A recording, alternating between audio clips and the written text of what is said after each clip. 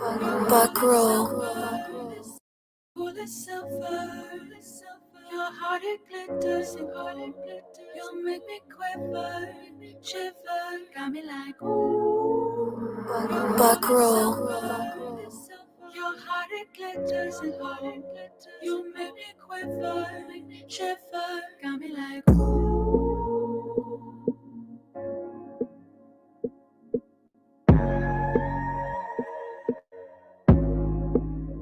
Purchase your track today.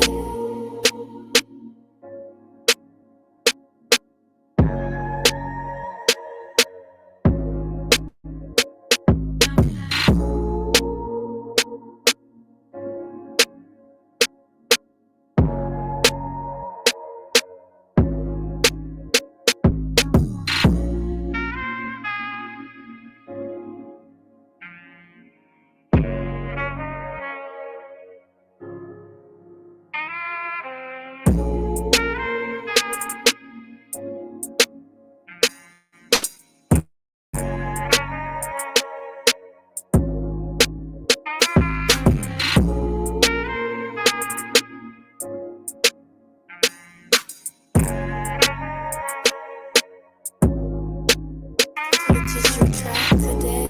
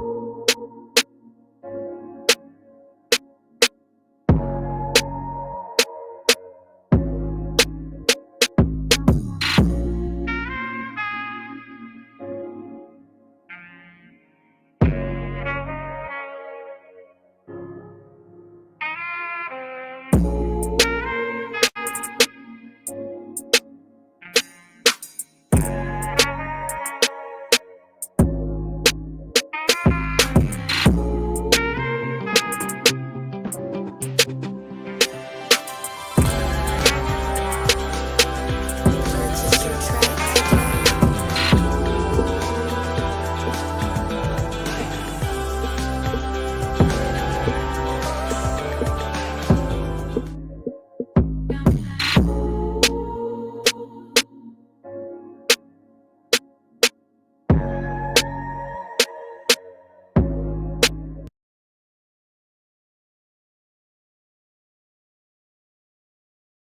They hate when you elevate, elevate, elevate. They hate when you elevate, elevate, elevate. Yeah. They hate when you elevate, elevate, elevate. They hate when you elevate. Yeah. I had to elevate. I'm way up, way too fly. Yeah, I'm feeling myself. Ain't no chance I'm coming down. No, got a soul view to myself. Yeah. Why would I give it up? Why do they wanna come take my place? I work too hard for it, don't need a replacement. This my vocation. Now I got rollies all in rotation. Hop on a jet just to take a vacation. Remember the moments was trapped in the basement. Now the hard work is all taking me places. Squatting on bed like we trapped in the matrix. Bet on myself and go ball out in Vegas. Living a life like I'm rich and I'm famous. Don't see the grind that I know that it came with. Oh, I ain't make it this far for myself. Yeah. I had to prove to everybody else. I had to set them straight. Yeah, I had to boss. I had to renovate. I know they hate when you elevate. They stacking up losses, I'm handing them out. Yeah, I had to go delegate. It feel like I'm floating, I'm lost in the moment. I swear I could levitate. They never believed that I would really fly. I had to go demonstrate. I had to set them straight. They hate when you elevate, elevate, elevate. They hate when you elevate, elevate, elevate. Yeah, they hate when you elevate, elevate, elevate. Burn live, y'all marijuana. We keep.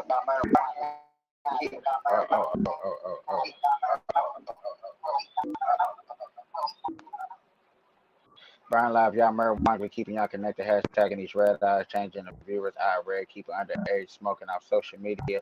Definitely killing myself for your entertainment. Sitting here with friends and family, starting a cannabis station. Welcome to another Burn Live show.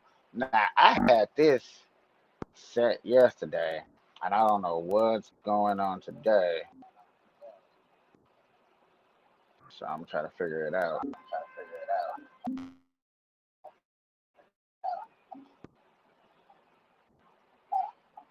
Uh, I had guests on yesterday, so I had this muted when I talked, so therefore it didn't echo back. So what's up, y'all?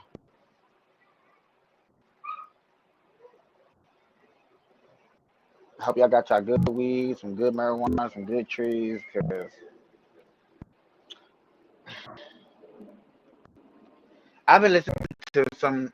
I've been listening to some podcasts, and I went to go get some fish today at this black-owned restaurant, and they were promoting boycotting Walmart and Target and stuff like that for the DEI,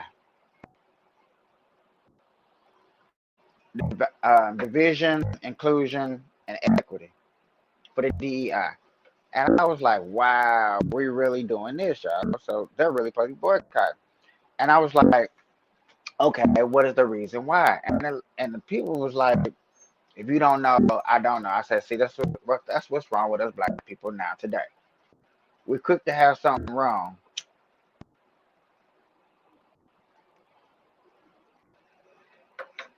and we don't want to tell. We don't want to explain. So they try to tell me that because of DEI, they're taking black jobs, black businesses, and put them on bottom shelf.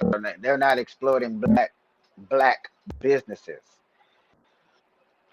I'm like, is that factual? Now I'm about facts, y'all. And I asked them, is that facts? And they was like, yeah, that's facts. I was like, I seen on the article because I told them I'm a content creator, I'm a podcast. I said I talk political all the time, and I have heard about uh, a movement where they were supposed to go to Costco and actually they were supposed to actually be spending money with people that's with DEI. So that's what they were supposed to be doing.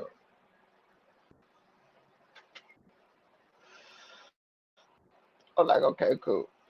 But my question to them is for places that y'all claim to exclude DEI, that's putting black people stuff up out of shelves.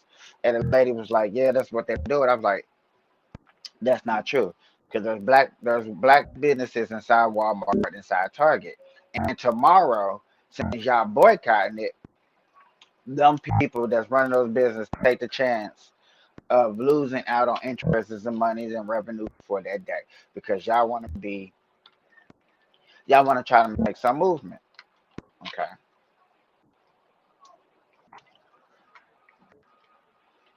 I asked them, did the George Floyd movement work? Did the Mike Brown movement work? Like, did all these movements and structurally found things work? Did they work? And the answer is no, they didn't work. Police still killing black people. Let them tell it. So I'm asking them, does it work? They said it don't work. And I'm like, okay, cool. That don't work. And then I said, do they know about January 6th? They don't know nothing about January 6th. And I was like, okay, so y'all don't know nothing about January 6th. But yet again, y'all want to boycott on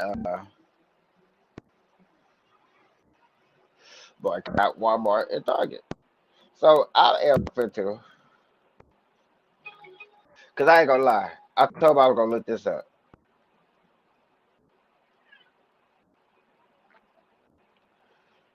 And I started to.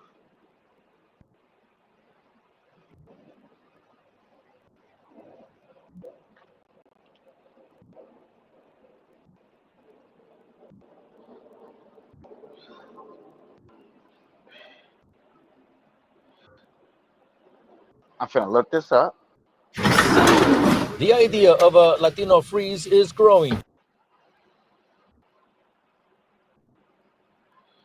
I'm gonna do it for this week on YouTube just to see. You told us that majority of rich people are fueling the economy.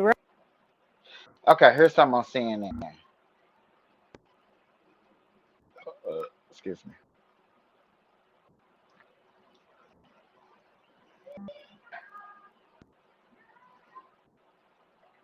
Trump presidency has taken many forms. Are you not going to comply with it? I'm complying with state and federal laws. We are the federal law.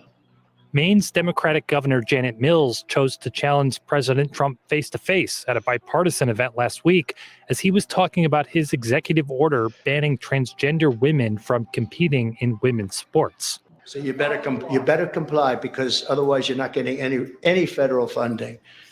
Every state, good. I'll see you in court. I look forward to that. That should be a real easy one. A group at Yosemite National Park hung an American flag upside down, the symbol for a distress call, off the face of El Capitan to protest cuts to national park staff. And on Tuesday, nearly 24 employees working with Okay, Elon Musk's department. That's not helping us. I ain't gonna lie to you. Here it is. Here it is. This is the place we chose for our honeymoon? Oh, the listing says it's a modern, rustic haven in a quaint rural setting. Plus, we got it for a steal.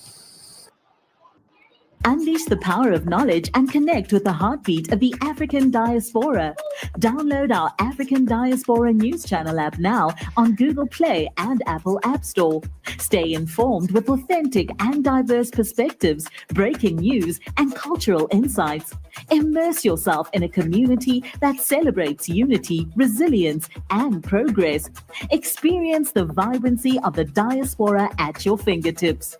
Don't miss out. Empower your perspective today. Search African Diaspora News Channel and join the conversation. I've been thinking, let's say hypothetically that all of the Walmarts and the Targets and all the other stores that we're supposed to be boycotting because they're getting rid of their DEI, diversity, equity, and inclusion programs, let's say they all just suddenly said, okay, great, we're going to disappear from the Black communities. Now what? Now what? Because we know that in our community, there's often food deserts, which means that there is not a fully functioning grocery store in a lot of our neighborhoods. And if there are, they're quite a ways, right? And oftentimes people don't have transportation, so they got to get on the bus, catch an Uber or something like that. And so they really can't do all the grocery shopping that they need. So then what? Are we going home and are we saying, okay, great, we've gotten rid of Walmart, Target, because they have grocery stores and stuff, right? We've gotten rid of them. Now, are we talking about building Black grocery stores in the neighborhoods? Or are we just complaining, taking our ball, going home and saying, nah, we're not shopping with you? Because it has to be a little bit more than that. We can't just complain and hold our money, which, you know, I'm not saying we shouldn't, we should, but then what are we doing with that money? Are we saying, okay, let's build a Black grocery store here, there, and here and there? Or are we not having that conversation? Now, I personally haven't heard anybody say, and I'm not saying they're not, I just haven't heard it. Okay, so you're hearing this from another person, and I told these people that I might stop by their shop tomorrow and do a podcast live there at their spot, which doesn't sound like a good idea after I'm covering this today and then I cover this tomorrow. Part 2 tomorrow, the actual boycott. But that's a good question she brought up. Okay, cool. Y'all not spending y'all places that doesn't recognize DEI. Where else you gonna go spend your money? How are you gonna produce this money to work grow? Because right now, if you're holding on to your money, you can honestly say that your money is not growing. So where are you going to put your money to where it helps it to grow and to turn it into some type of generational wealth? Flip a dollar and turn it into something. How are we going to do that? What are we going to do? Where are we going to do it? Hey, while we're boycotting Target and Walmart and all the other stores, let's build a Black grocery store. Because at the end of the day, our people have to eat. They have to go into and get a grape or tomato, right? We know that the liquor stores and the gas stations, they don't have that. We know there's a lot of processed stuff there, a lot of foods that's not good. A lot of times it's not good at all. The code date on it is bad. It's expired. It's a lot going on there. So yes, our people deserve to be respected, but we have to start doing and respecting ourselves. And that's by taking that money from white corporations and actually building something that we could call our own, that would feed our people, that would nourish our people, right? Now, again, we are not new to this. We boycott everything you can think of. The problem is we don't stand on business, as the young people say. We don't stand 10 toes down. We feel like, okay, well, nobody's talking about it. I don't hear anybody talking about it anymore. I'm just going to, go back into Walmart and the Target after you was online screaming and howling about how wrong they are for getting rid of DEI. So I don't know. Like I said, I was just thinking, but along with getting mad, and this is a quote that I heard a long time ago, don't just get mad, because if you just get mad, you're just mad. But along with getting mad, take action, because then you being mad is not in vain, right? So anyway, y'all let me know what you think of that. And for more insightful commentary, please subscribe to this channel and my channel. Yet again, y'all, this makes me think about Today, January you 6th, told us that majority of where rich people people had fear. People Today, you fear told us that- January 6th. You think anybody should fear that you holding your dollar just away for 24 hours? Huh? Anybody? That's where I'm getting at when it says boycotting Walmart or boycotting this. And remember, don't remember, but I do understand that a while back y'all had boycotted Costco, where y'all went inside Costco and promoted people to buy, and y'all didn't end up buying nothing. Y'all went in the store and boycotted and didn't buy nothing.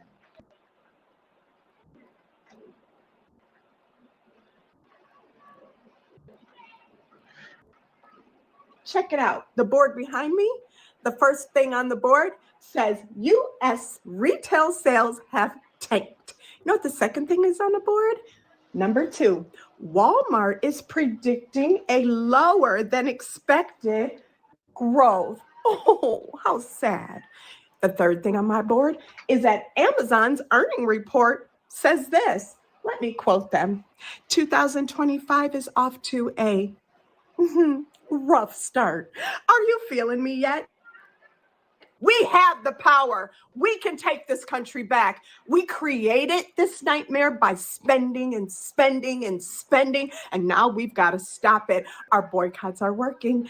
I'm proud of you. What did she build? That's what a person, a man, like, girl, what did you build? What did you do? So that's female number 1. This is just your friendly reminder that boycotting is great and it's effective, but make sure that you are redirecting those dollars to Black-owned businesses and supporting the Black content creators, educators, influencers, writers, etc., that you are consuming their information, you're consuming their content every day. You're benefiting from the free labor of Black people. You're doing this every single day on social media. Make sure you're redirecting your dollars to those people. Many writers, authors, and activists now have a Substack. So make sure you go to the link on our profiles, right? I don't have Substack, but I know a lot of people that I follow do. Go to their link on their profile, go to their Substack and subscribe as a paid subscriber. A lot of them have Patreon. I have a Patreon community. Go and join as a paid subscriber. You have to boycott, and you have to also redirect those dollars to Black-owned businesses and Black creators, okay? You want to support me? I am a Black woman who owns a business. So you're supporting a Black woman-owned business. Anytime you buy anything from me, you buy one of my programs, my challenges, join my Patreon, whatever you're doing, send cash, you're supporting a Black woman-owned business. And remember, Black-owned businesses are not only product-based businesses.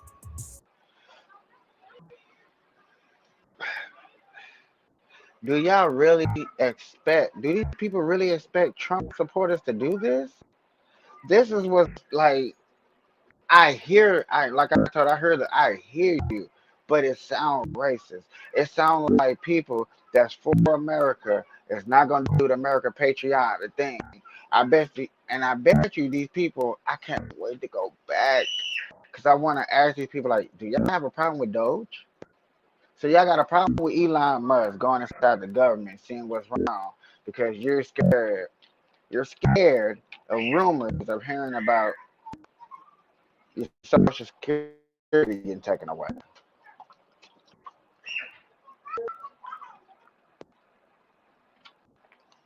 More people are scared of rumors than when they hear something factually that Trump said out his own mouth.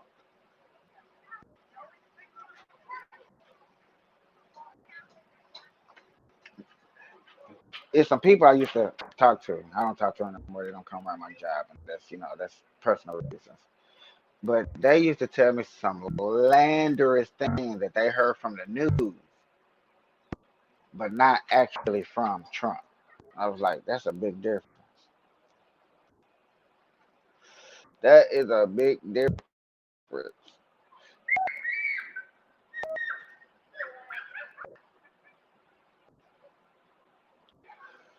The leftists are really boycotting Baker's retail like Walmart. From you, Territorian? Yes, it is. Okay. We're pushing back. Is that a new frozen treat? We're Latino pushing freeze? back, and y'all white people better watch out because we're boycotting. Uh-oh. So we're no longer going to Walmart. Target.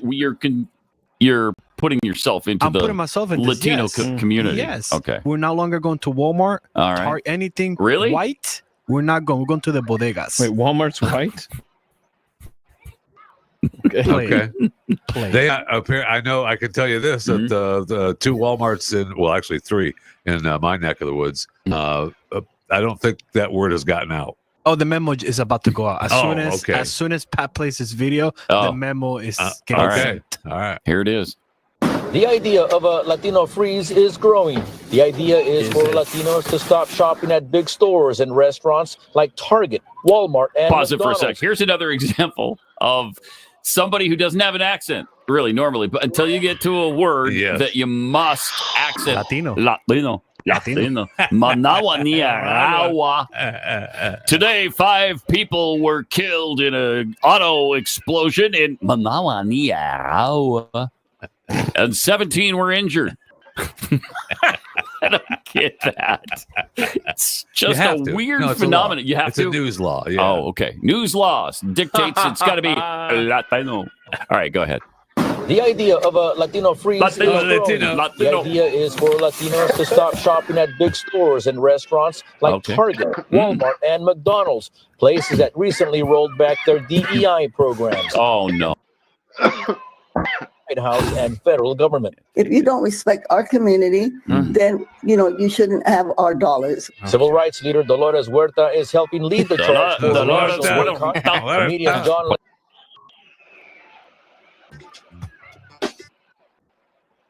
So I'm like that. It's also on board. Oh, look at It's laughable. It's laughable to see this. And y'all looking at people like that show and little videos that I'm putting up like damn, you're sitting up here laughing at the response to American citizens. Listen,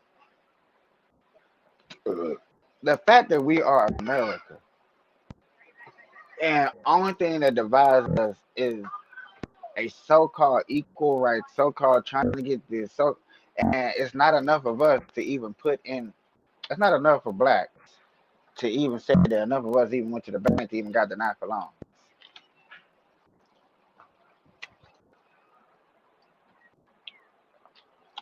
Now, I bet you statistically, what 1 out of 10 black people can say that they actually try to do this. I went to the bank, tried to get a loan, I didn't get it. Okay. I didn't meet the criteria. That's one bank. But back to the boycott. I just don't think boycotting. And this lady told me for 24 hours, boycotting for 24 hours is going to make a substantial difference. I don't think so. I think we are playing around with an idea and to see if it sticks. We're gonna throw around different ideas. We just gonna try to show the Trump administration that no matter what they're doing for the American people, that they are racist. That's how I'm looking at it. That's how I see it. I'm seeing it more like that than any other way.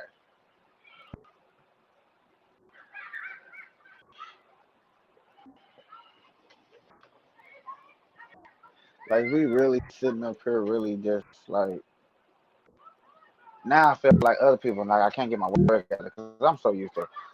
It's more easier to explain to a person because I can see a person and I can like okay, this person can understand it if I break it down like this.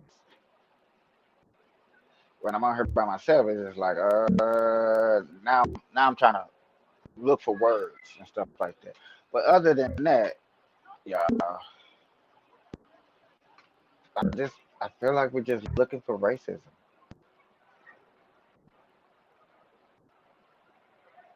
The lady in the store said she been through racism, but wouldn't tell me what type of racism that she said.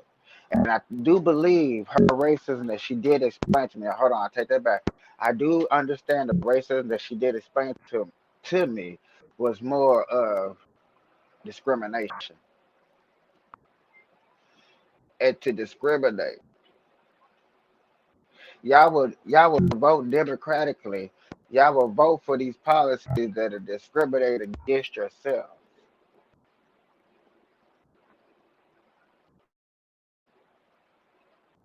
It was an older guy there that was born in 1963, so I was like 1977. You were working, you had a job, right?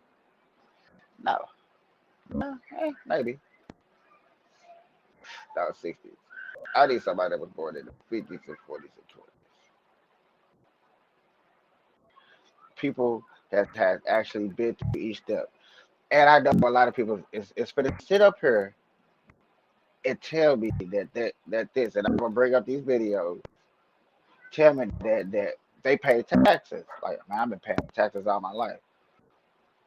Yeah, I've been paying taxes out of anybody that was born in the 50s, 60s, anybody that was working in the 70s. Period.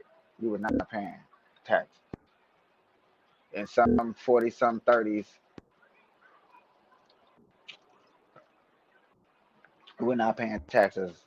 Sometimes you weren't even paying taxes. You weren't even paying taxes out your paycheck. You was not paying paycheck.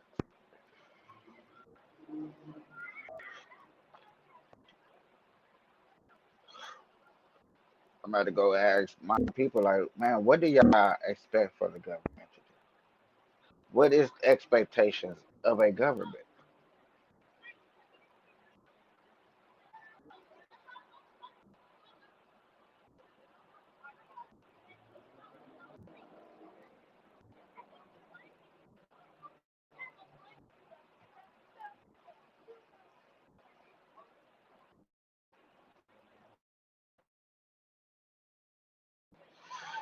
Yeah,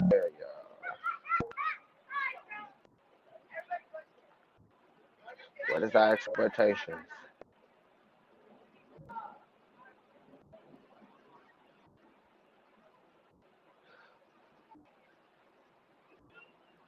This is I think this is ABC for to try to break down tariffs.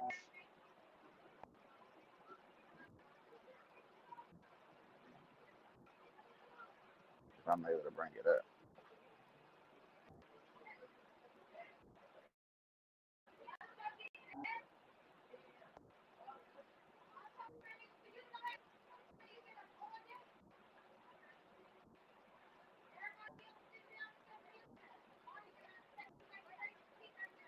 But British Prime Minister Keir Starmer in talks that could have a lot of influence over how strong the transatlantic cooperation between the two countries remains. Topics discussed: security guarantees, yes or no, for Ukraine and a plea from the UK to be spared from potential trade tariffs.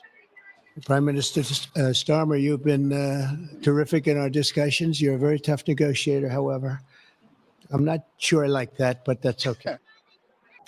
Drug deterrent. President Trump's tariffs on Mexico and Canada, he says, will go into effect Tuesday, unless more is done in each of those countries to stop the flow of fentanyl into the United States. Meanwhile, the current 10% trade tariff on China, the president said, will be doubled on Tuesday to 20%. President posting on social media that illicit drugs such as fentanyl are being smuggled into the United States at, quote, unacceptable levels, and that import taxes, which is what tariffs are, would force countries, he believes, to do more to crack down on that trafficking. And foreign aid freeze.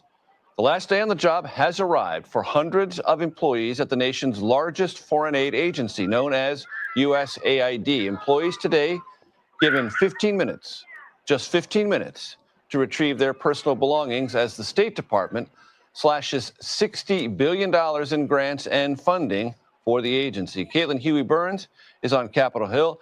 Alexander Tin is here with me at the table. But we start tonight with this repertorial show of force with Nancy Cordes at the White House. And Nancy, with your permission, I'm just going to let you have open field running.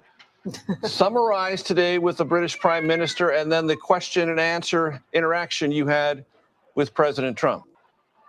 Sure. So you could tell that Prime Minister Starmer was doing his very best here at the White House today, Major, to downplay any disagreements that he or other European leaders have had with President Trump when it comes to ending the war in Ukraine. He did say that England would be willing to send peacekeeping troops to Ukraine after a deal was struck between Russia and the Ukrainians in order to prevent any backsliding. That's something that President Trump has said he will not do. But what was very interesting to watch here today, Major, was some backtracking that President Trump has appeared to do when it comes to Ukrainian President Volodymyr Zelensky, who he called just last week a dictator.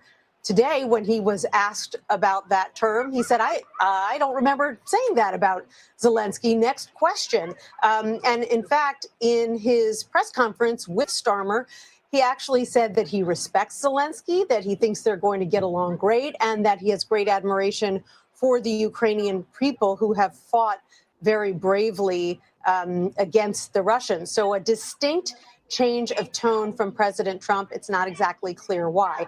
As far as my exchanges with the president, the first one today had to do with veterans. Some 6,000 veterans, according to Democrats, have already been laid off or fired from their jobs in the federal government because veterans make up a significant of the 30%. So I asked President Trump about that. Take a listen.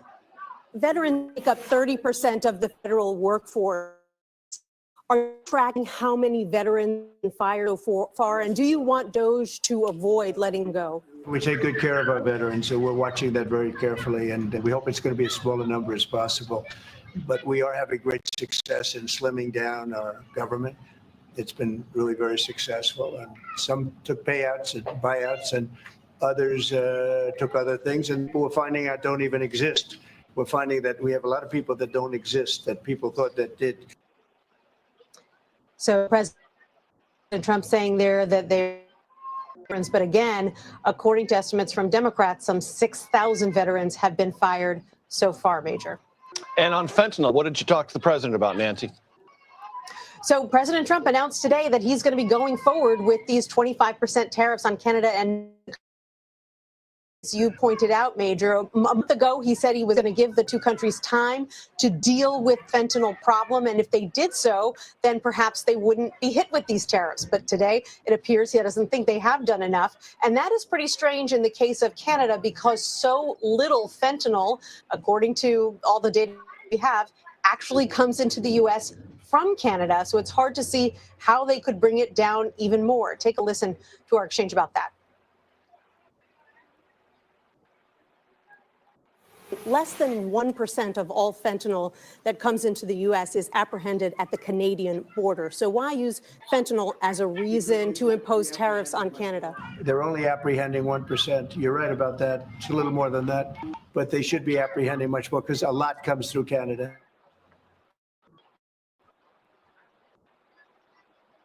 There's more fentanyl coming. Started data that made 20 pounds at the compared to pounds at the northern border.